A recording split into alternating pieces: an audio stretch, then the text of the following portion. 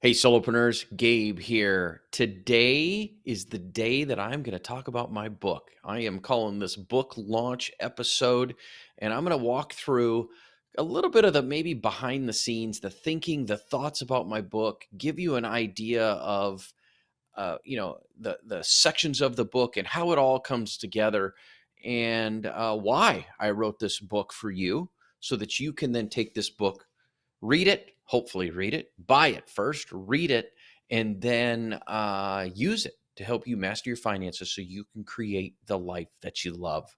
And so what I'm going to do is I'm going to basically just kind of walk you through it in the basics. And I have to start off with the why. All right. So I had someone ask me the other day. I had a brand new prospect I was talking to, and I was on Zoom, and husband and wife, and the wife looks, and I could tell she saw my book, and she says, "So what's your book about?" I said, "Well, I wrote a book called the Solopreneurs Money Manifesto. It's how to master your finances and create the life you want." "Well, why'd you write it?" I said, "Well, I wrote it because I looked back at my clients over the last, 26 years and the last 13 years of being completely on my own. And I started thinking about who I really loved working with the most and had the most fun with. And it came down to successful solopreneurs and helping those people master their finances so they could just move on and go do everything else while I guide them through the rest of their financial lives and help them do the things they need to do to be able to A, know they're going to be okay, B, retire the way they want to retire, C, help reduce their tax bills, D, start thinking about, how could they run their business a little bit better, and then E, how could they have a better life as a result of all this? And that's how this book came about. And so I started thinking about this stuff. I started this podcast. And then I started thinking a little bit more like, what else could I do?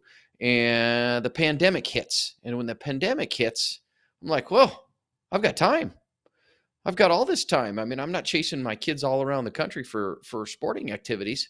I've got time now. So I started writing the book and outlining the book in basically early on in the pandemic, and had the idea for a book and the vision for a book. And a friend of mine who ended up turning out to be my book mentor, his name is Gene McNaughton. Gene, if you're listening, thanks a lot, my friend.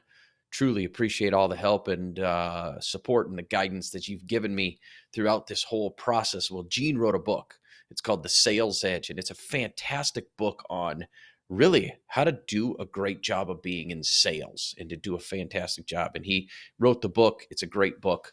And he asked me to let me mentor him. He said, let me mentor you through this. First thing you do is you got to find somebody to help you write this thing. And so I hired a company called Scribe. Now I'm going to do an interview with the gentleman um, who basically helped write the book. And Scribe is a company where they'll hire people and they will interview you over the course of 6 months or 8 months, and you will speak the book out throughout the whole period of time. So I authored this book and he wrote it, and then we wrote it together as time went on throughout the process. And I have to tell you, this is not a advertisement for Scribe, but man, was it an amazing experience. I loved every step of it. And it was like, wow, I could go write another book. Now, stay tuned. I'm not even there yet. I haven't even outlined anything, but I just wanted to give you a little kind of a background, an idea. And so I shared that with this prospect. And it's like, oh, okay, I get it. That makes total sense.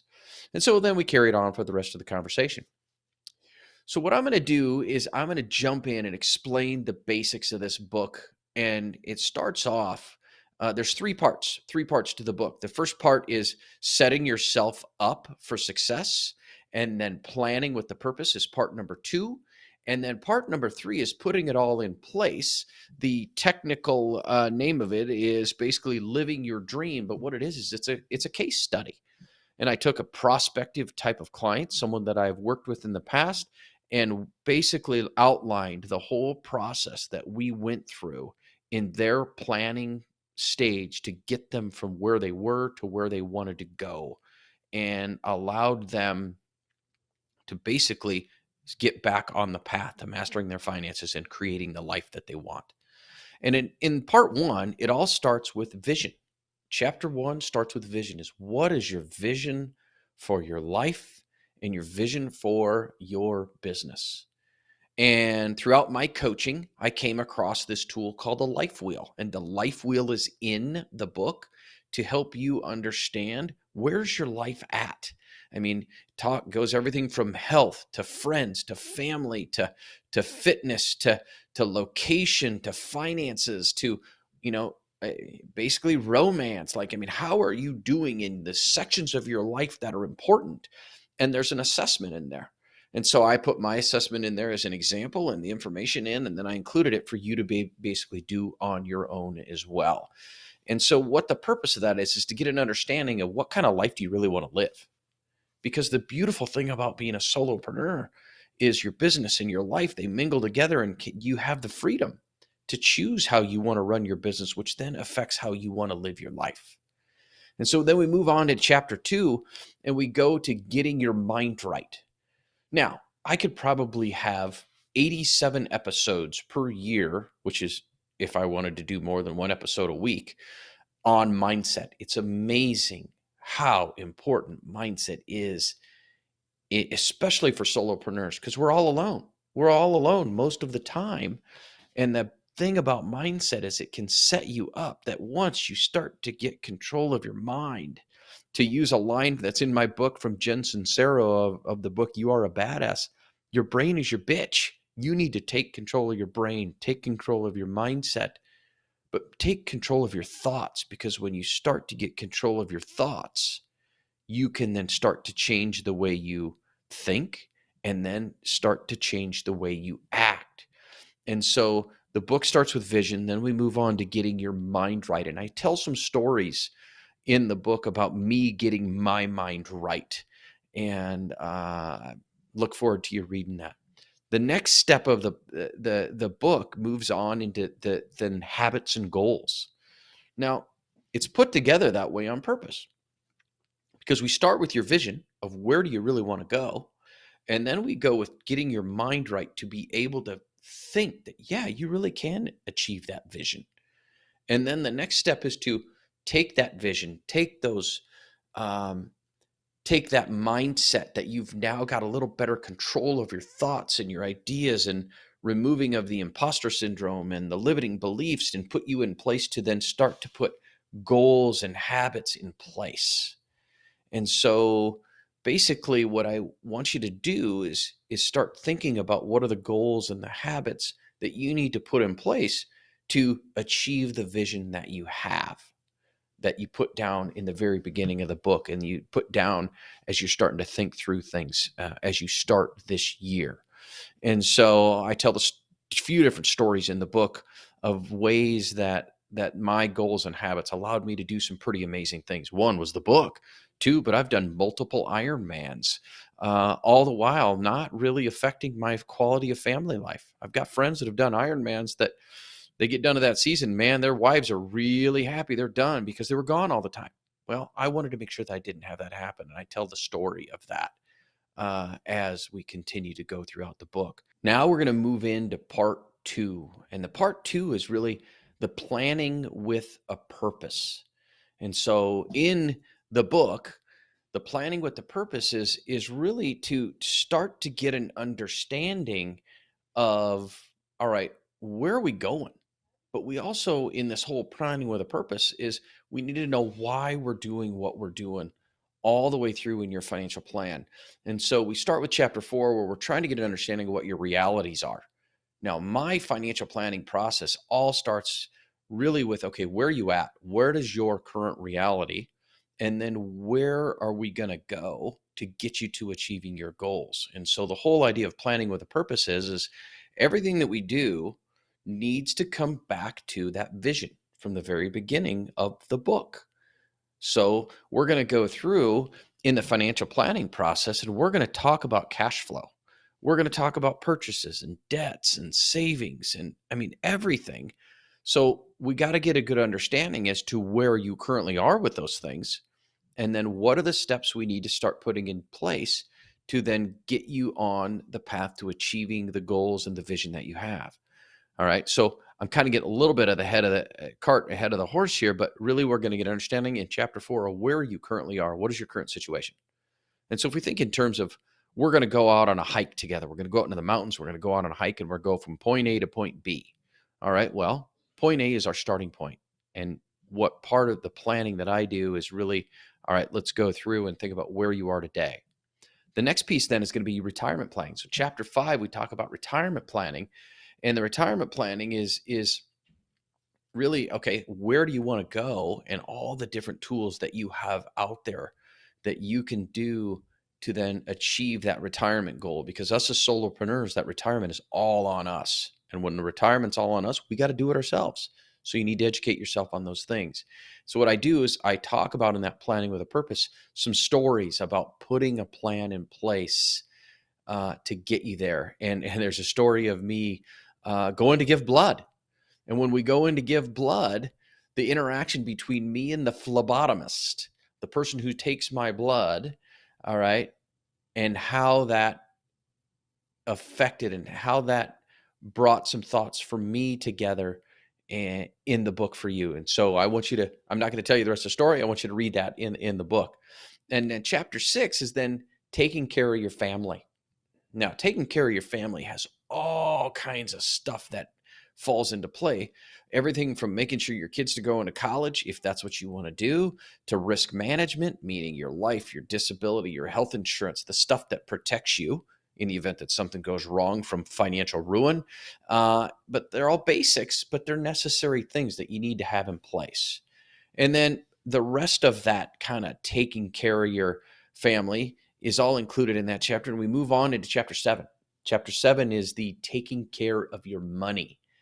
Now, that's the piece that, you start thinking about, okay, my money, what's my purpose of the money that I am investing?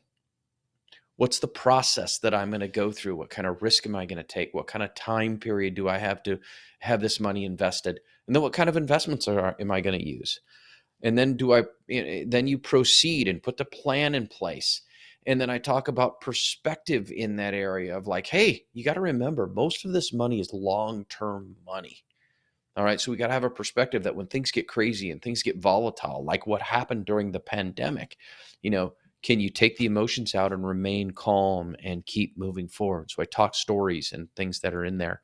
And then wrap up that chapter with information regarding legal and tax and things that you want to be thinking about as you move forward with your business and with your life, to make sure that those areas are protected.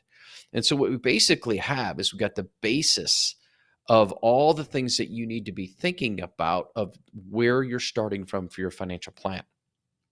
And then in part 3, which we're going to go to in a second, is the case study. And what we do is we take all of this and kind of walk you through what comes next, so that you are starting to get your basically plans in place, your dreams in place, the activities in place. You know where you're starting, and then you start to do the planning to understand where you need to go. Now, part 3 is the whole case study, where we introduce a case study, actually a living, breathing case study of a person, all right, a prospect, someone that I've worked with in the past, of what did we do, and we walked through the whole process that the book is in there. Let me rephrase that. The whole process of the book comes to life with this case study with this executive coach named Watt. Love the name Watt. And Watt's got some amazing goals and dreams and things that he wants to do. And he's also just gotten kicked in the teeth with the whole pandemic and the business downturns for a lot of people. And so there's a case study to help illustrate the client experience and the process to go through, so that you can take that and start to kind of put that into your picture and your story. And so we go through the process of the 3 parts: the baseline, the projecting and the planning, and then the taking action. So the baseline is, okay, where are we starting at? Where are your current financial realities and your personal realities? And then you're projecting and you're planning the pieces that we did for Watt to help Watt and his family figure out where we're going next. And then what are the processes and the plans and the things that we need to do to put in place, which means then the taking action. And so what I do is I take you through the process with Watt. We basically look at his life wheel and realize he needs to make some changes because he's seen some things that he needs to fix. And then that then turns around, affects what we are going to do with his money and how we're going to plan things moving forward. And then his business vision, we have a conversation about his business, of where it's going and some ideas of where we could go to get his business on the right track. We talk about his goals and his habits. We establish where his baseline is and where we're going. And then, like I said earlier, we're going to project, we're going to plan out and guide him to action.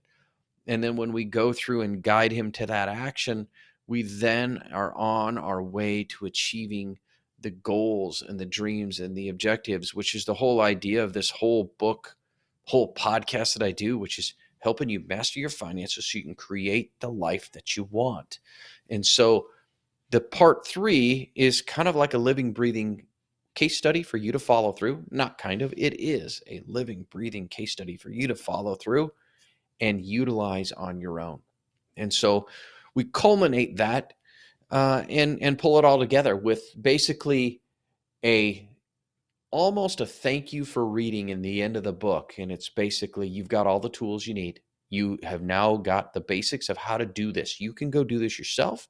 But if you decide, nah, I really don't want to do this myself. I either A, don't trust myself to do it, or B, I don't feel comfortable doing it, or C, I just don't want to do it or don't have time. Well, then I'm going to ask you to reach out to me. Go to GabeNelsonFinancial.com, click on the Start Here button, and schedule a 15-minute, no obligation consultation. We can have a conversation to see, is what I do right for you? And so that's how we end the book. And I got to tell you, it was a fun experience going through the whole process of creating the book. Writing the book, outlining the book, I should say speaking the book, outlining the book. It really just had a fantastic time, and it was a great, great experience. And I'm excited for you to have the opportunity to read it. So my 2 calls to action for you are this. 1, go to Amazon, buy the book. 2, if you get done reading the book and you're like, I'd like to have a chance to talk to Gabe about this and see if he's the right advisor for me, then hop on GabeNelsonFinancial.com, click the Start Here button, and we'll see what happens. Thanks for listening. Have a fantastic day.